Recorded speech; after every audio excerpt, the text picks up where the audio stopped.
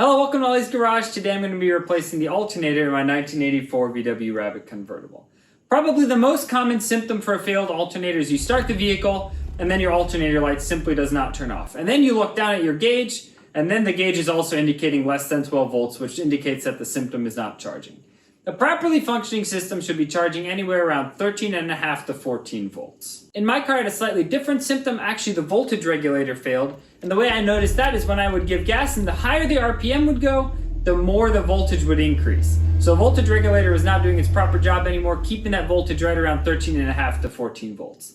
If that's the case, I could just replace the voltage regulator, or I'm just going to replace the alternator because it's probably at least 15 years old and I figured might as well replace it. An alternator is almost as expensive as a voltage regulator. Stay tuned. One quick note, the voltage gauge in your vehicle is a nice indication of how the system is functioning, but the gauge is notorious for not being that accurate. If you're trying to measure to see how your alternator is performing, always make sure to use a multimeter and measure directly from the battery. These vehicles generally came with two different types of alternators. They came with either a 90 amp version if you had AC, which I have, as you can see with the AC compressor right here, or they came with a 60 amp version if you didn't have air conditioning. If you had air conditioning, the 90 amp version, it's this part number right here, AL27X. I'll have a link in the description as well.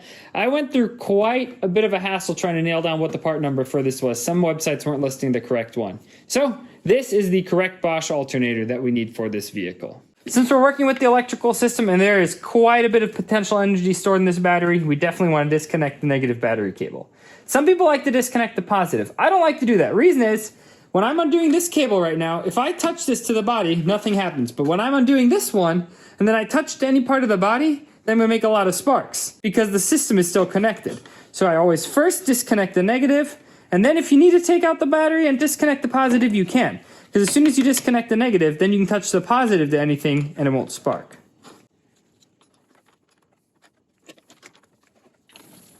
Negative is disconnected, let me demonstrate. Nothing's going on because all the energy that's stored in here can't actually flow from the body back to the battery because it's disconnected. So always disconnect the negative. With the battery disconnected, we can now disconnect the alternator wiring. This is simply a 13mm, crack it loose. We can remove this wire.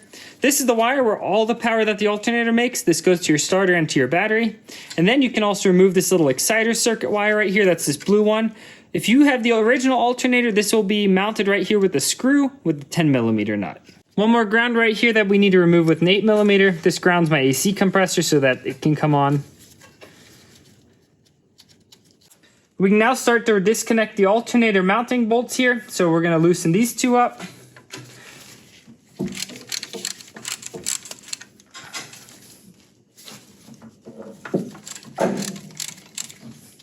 This one can be fully removed. One more bolt down here, this just takes a 6mm Allen.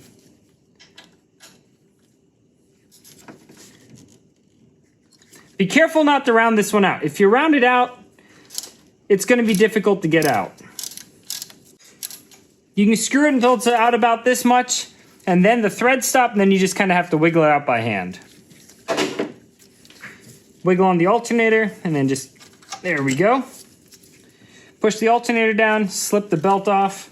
If you can't slip the belt off, just kind of get it started to come off, and then you can just carefully spin the alternator, and it pulls it right off like that. Okay, the alternator is now free. Now we just have to wiggle it out of this bracket a little bit. It just takes a little bit of determination.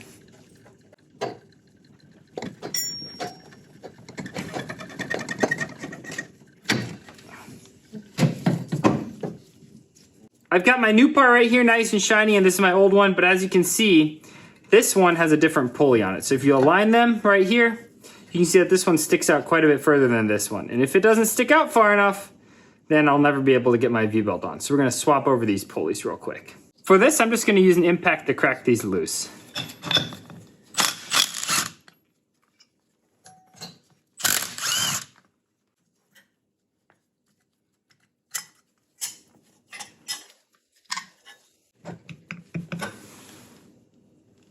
So you can see this little Woodruff key in here. That's just designed so that this stuff can't spin around. And it looks like my alternator didn't come with the Woodruff key, so definitely already impressed with this rebuild here. I'm just gonna knock it out. Nice and carefully. There we go. I don't really want to put these dirty parts on this new alternator, so I'm going to give these a quick cleaning. Quick note on these coatings. So this is actually a cadmium coating. That's what VW used to coat all their parts, a lot of their bolts and stuff like that. There's ways to actually recoat the cadmium yourself. I certainly haven't figured that out yet. So for today, I'm just going to use a little bit of spray paint, and it'll mimic it fairly closely. It's not going to be perfect, but it'll be good enough for the purpose of making this look good and clean again. I hate sandblasting, but darn it does it work well. I really need to get a good sandblasting cabinet.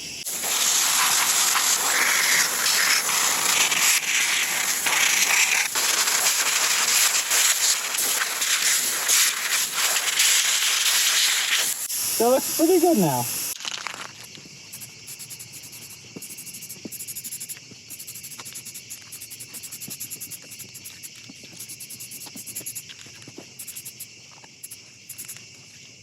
Let's start by reassembling this alternator. So first I'm going to take this little woodruff key, put it right in place right here. All right.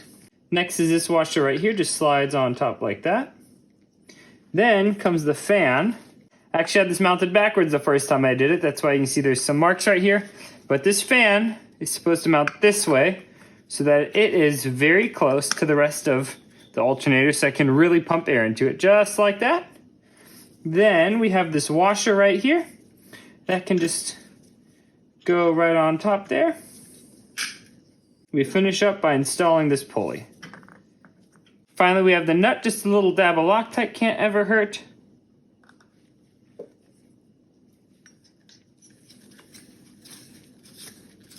Torque this nut to 26 to 33 foot-pounds or 35 to 45 newton meters.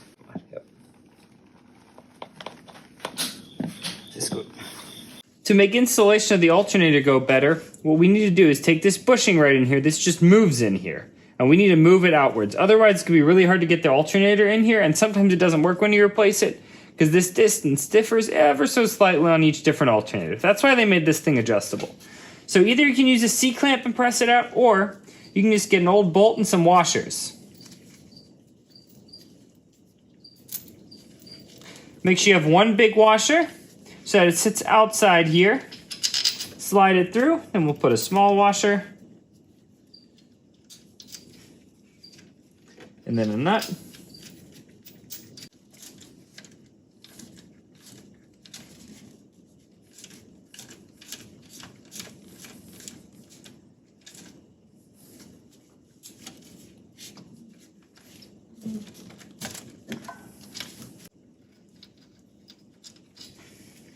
Now it's sitting flush. Now we have plenty of room in here.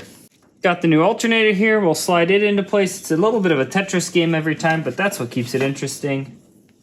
That slides in here beautifully. We've got plenty of room to play. Just how it should be. Now you can grab your alternator bolt, and I'm actually replacing this thing with the stainless steel one.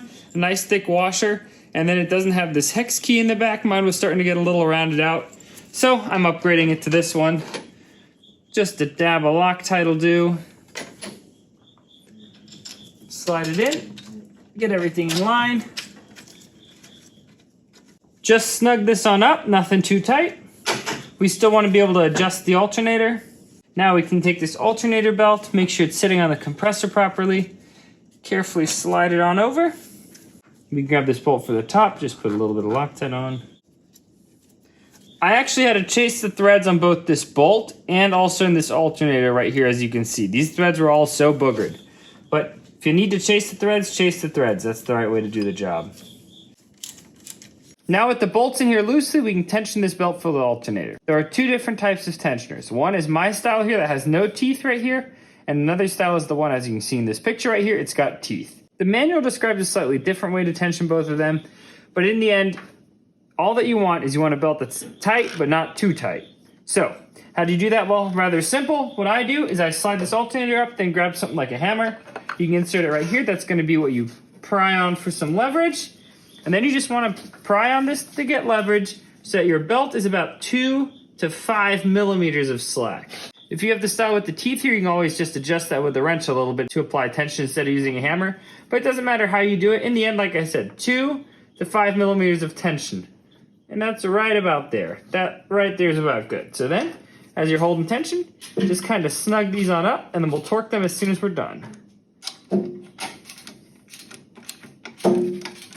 This top bolt is where this red wire from the alternator goes, and this bottom one is where this blue wire right here, which is the exciter wire, goes.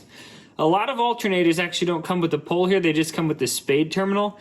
And in the past, when someone had changed the alternator, they upgraded to this spade terminal. Well, it ended up coming off in the process of doing this repair. So I'm gonna put back the original style terminal right here. When doing electrical work, it's always best to solder, so I'm just gonna cut off this end right here. Let's start fresh. Strip a little section right here. Don't forget to slide on some shrink wrap now.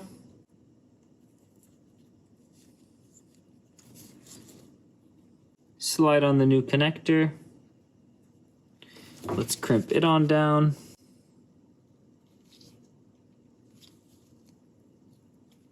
And for the final touch, let's solder this thing up nicely.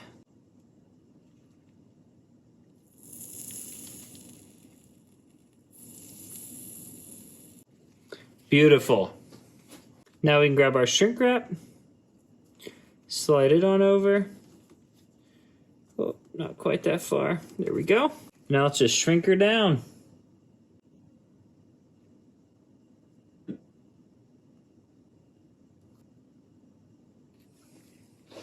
Now that we have the proper connector in place, we can actually remove this little spade adapter. Grab some of the dielectric grease and let's grease everything. This is to make sure that we prevent future corrosion.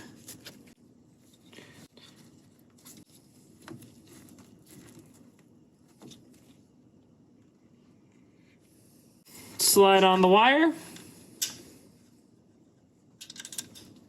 This didn't come with a lock washer, so I'm just using the one from my old alternator. Grease this nut as well with the remaining grease, and we'll tighten it down. Now the same with the exciter wire right here. With it nice and greased, slide it on. Another little dab for the nut here. This top nut now gets torqued to 16 Newton meters or 12 foot-pounds. And the exciter wire nut gets torqued to 3 Newton meters or 12 inch-pounds. Let's clean this battery a little bit. Grab our negative cable, apply a little bit of dielectric grease to the post of the battery, and now reconnect our negative. Just snug this up. It doesn't need to be very tight. It's just holding this clamp on this lead post. Right about there is enough, just so it can't move anymore. Now for the most exciting step, let's see how she performs. Key on run. Got our alternator light on. I don't know why mine blinks. I'm pretty sure it's just supposed to be a steady light, but it blinks, so that's a problem for later.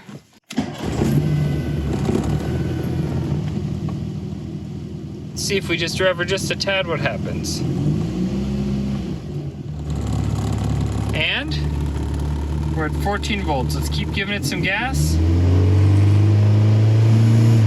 Beautifully steady.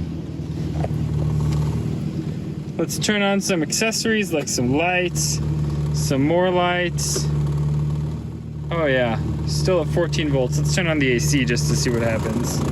All right, there, it's getting a little bit of a workout, but look at that. Still at 13 volts. Let's verify that gauge again with our multimeter. 13.5 volts, beautiful. Another thing fixed.